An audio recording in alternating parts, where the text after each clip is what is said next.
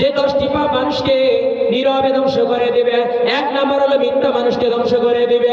মিথ্যা কথা সকল পাপের মা, মিথ্যা কখনো বলিব না।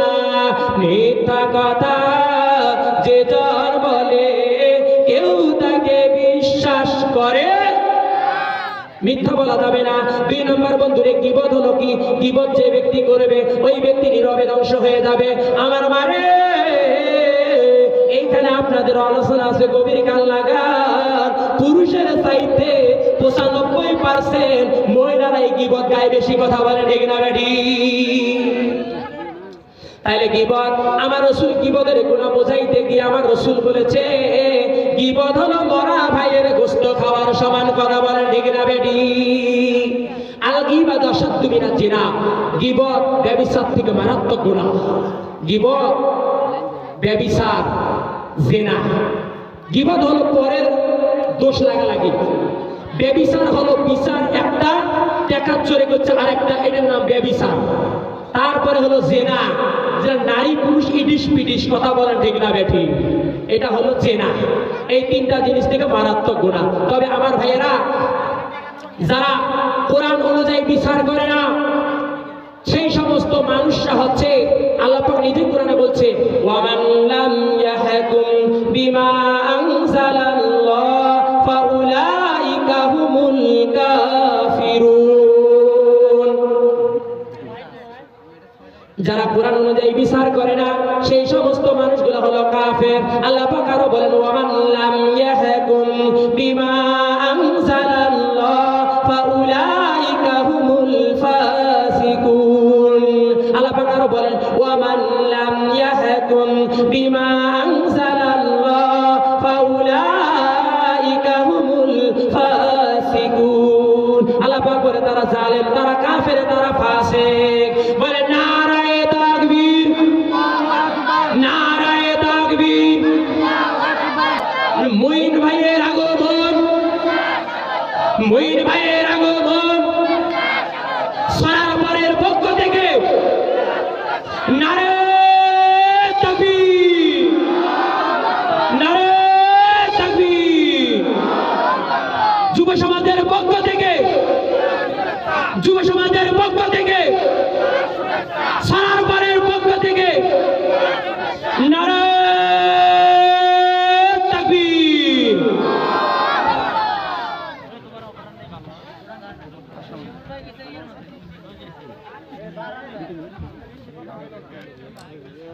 আচ্ছা আমার ভাইয়েরা, আমার ভাইয়েরা বলেন তো খারাপ লাগতেছে? বলেন খারাপ লাগতেছে? আর 2-1 মিনিট বলবো। আচ্ছা, আমি মেহমানকে বসে রেখে আমি কথা বলি না, তবে যে কথাটা না বললেই নয়, এই সমাজের কিছু ভাইরাস থাকার কারণে আমরা নামাজ পড়ার পর আমরা জাহান্নাম চলে যাবো, কথা বলে ঠিক না বেঠিক? এটা জানার দরকার আছে না নেই? শুধুমাত্র মানুষ মনে করে 5 কল্লি টুপি আর একটা 7.5 পাগড়ি আর মদিনা শরীফের আতর লাগাবো আমরা জান্নাত চলে যাবো। ইসলামটা এমন নয়, কথা বলে ঠিক না বেঠিক? এমন নয়, এমন নয়। তা আমার ভাইয়ের আমি বলেছিলাম কি বল, এবারে 3 নম্বর হলো সকলখুরি। যে ব্যক্তি সকলখুরি করবে এমন ব্যক্তিকে রব্বুল আলামিন জাহান্নাম দিয়ে দিবে, এই ব্যক্তি নীরবে ধ্বংস হয়ে যাবে। বন্ধুরে 4 নম্বর আছে আমার ভাইয়েরা, যারা অশ্লীল কথাবার্তা বলে, অশ্লীল গালি দেয়, এমন ব্যক্তি নীরবে ধ্বংস হয়ে যাবে। জোরে বলেন নাউজুবিল্লাহ। আচ্ছা বলেন, খারাপ গালি দেওয়ার কি মানুষ নাই? ইয়ের কি তো মুখ ব্যবসা করে, ঠিক না বেঠিক? এটা বলা যাবে না, নীরবে ধ্বংস হয়ে যাবেন আপনি। আমার ভাইয়েরা এবার আসেন, নীরবে ধ্বংস হয়ে যাবেন। 5 নম্বর হচ্ছে বন্ধুরে, মন্দ নামে যে ব্যক্তি ডাকবে ওই ব্যক্তি নীরবে ধ্বংস হয়ে যাবে। জোরে বলেন নাউজুবিল্লাহ। মন্দ নাম বোঝে? নাম আব্দুল্লাহ, এর ডাকায় বল্টু সল্টু, এমন মানুষ আছে না নাই?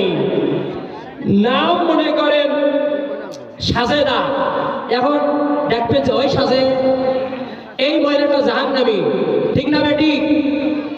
এরা যার যেটা নাম পুরা নাম ধরে রাখতে হবে, তার কারণ প্রতিটা মানুষ প্রতিটা তার নিজের নামকে ভালোবাসে, কথা বলে ঠিক না বেটি? আমার ভাইয়েরা, এখানে একটা কথা মনে পড়ে গেল, বাচ্চা কাচ্চাদের নাম রাখতে হবে ইসলাম শরিয়া অনুযায়ী। যেহেতু আমার রাসূল বলেন আল্লাহ তাআলার কাছে দুইটা নাম হলো পছন্দনীয় নাম, এক হলো আব্দুল্লাহ, দুই হলো আব্দুর রহমান, কথা বলেন ঠিক না বেটি? আমি কামিল ক্লাসের ছাত্র, যতগুলো আমি হাদিস পড়েছি, আল্লাহ পাকের রাসূল বলেছেন আল্লাহ তাআলার কাছে সর্বাধিক দুইটা নাম পছন্দের নাম, এক হলো আব্দুল্লাহ, দুই হলো আব্দুর রহমান। আমরা যেন আমাদের সন্তানগুলোর নাম যেন ইসলামিক নামগুলো রাখতে পারি, সবাই বলেন আমিন। আমার বন্ধুরা, আর লম্বা নয়, 6 নম্বর আছে যারা মিথ্যা সাক্ষী দেয়। মিথ্যা সাক্ষী যারা দেয় তারা নীরবে ধ্বংস হয়ে যাবে, জোরে বলেন নাউজুবিল্লাহ। বলে মিথ্যা সাক্ষী দেওয়ার লোক এই বাংলাদেশে আছে না নেই? আরে ঘটনা জানে না, সাক্ষী দেওয়ার জন্য রেডি, কথা বলেন ঠিক না বেটি? এই বেয়াদবকে আমার আল্লাহ কাফেরের চাইতে ডাবল শাস্তি দিবেন কিয়ামতের দিন, কথা বলেন ঠিক না বেটি? যারা মিথ্যা সাক্ষী দিবেন। আমার ভাইয়েরা, তিরমিজি শরীফের হাদিস, আমি বারবার বলতেছি, তিরমিজি শরীফের হাদিস, কাফেরের জন্য শাস্তি হবে না, এই মিথ্যাবাদী লোকটার কাছে ডাবল শাস্তি হবে। কেননা এই মিথ্যাবাদী লোকগুলা, মুনাফিকরা ইসলামের সবচেয়ে বেশি ক্ষতি করেছে, কথা বলেন ঠিক না বেটি? আমার ভাইয়েরা, আর লম্বা নয়, 7 নম্বর হলো যারা আল্লাহর নামের বারবার মিথ্যা কসম খায়, এমন ব্যক্তিকে আমার আল্লাহ জাহান্নাম দিয়ে দিবেন, জোরে বলেন নাউজুবিল্লাহ। এমন ব্যক্তি নীরবে ধ্বংস হয়ে যাবে। এমন লোক আছে দেখবেন বারবার আল্লাহর কিরে গায়, আল্লাহর কিরে, আল্লাহর কিরে। আমার ভাইয়েরা জানি রাখবেন, কেউ যখন বিশ্বাস করে না তখন কথাকে সত্য বানানোর জন্য কিরে কারে, কথা বলেন ঠিক না বেটি? জানি রাখবেন, যে বারবার মিথ্যা কথা বলে, আল্লাহর নামের কসম খায়, আল্লাহর কিরে, আল্লাহর কিরে, বুঝবেন এই লোকটা হলো মিথ্যাবাদী, কথা বলেন ঠিক না বেটি? এই লোকটা হলো মুনাফিক। আল্লাহর নবী নিজে বলছে মুনাফিকরা সবচেয়ে কিরে কারে বেশি, ইমানদার কখনো কিরে কারে না।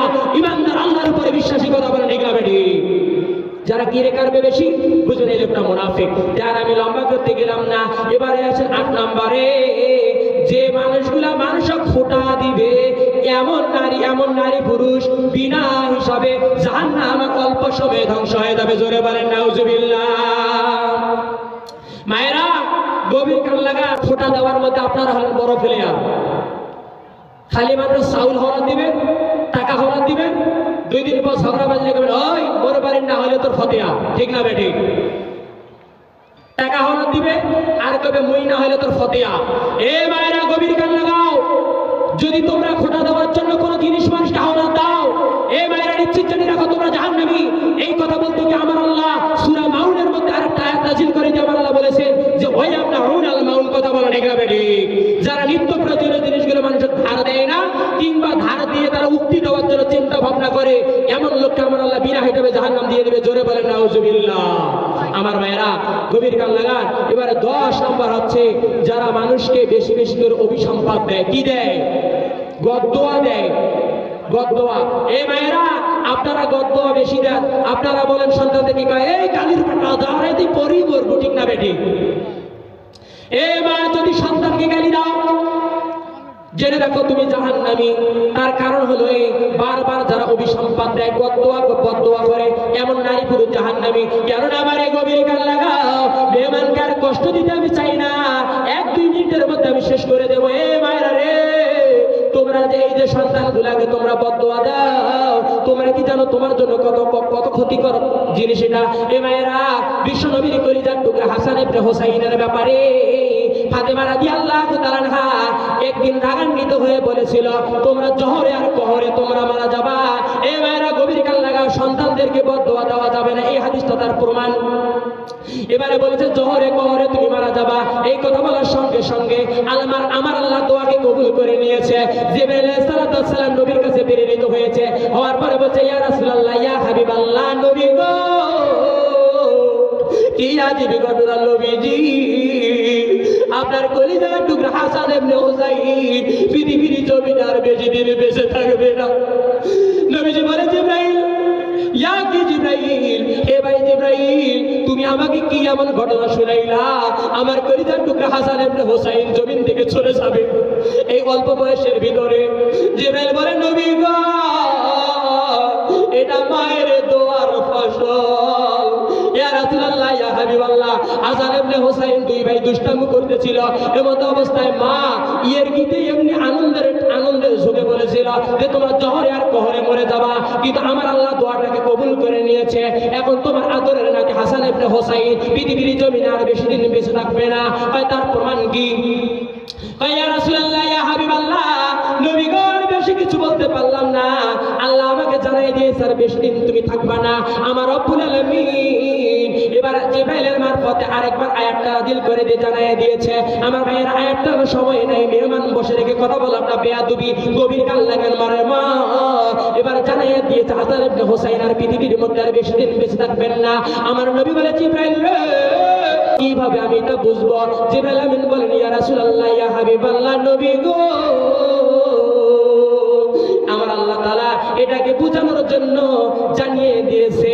আমার ভাইয়েরা বন্ধুগণ গভীর কান লাগান, যখন এই কথা যখন আমার নবী যখন ফাতেমা রাদিয়াল্লাহু তাআলা আনহাকে যখন এই কথাটা বলতে গিয়েছিলেন, ফাতেমা রাদিয়াল্লাহু তাআলা একই উত্তর দিয়েছিলেন, ইয়া রাসূলুল্লাহ, ইয়া হাবিবাল্লাহ, ও আমার আব্বা নবী গো আমি এটা বুঝবো কেমন করে?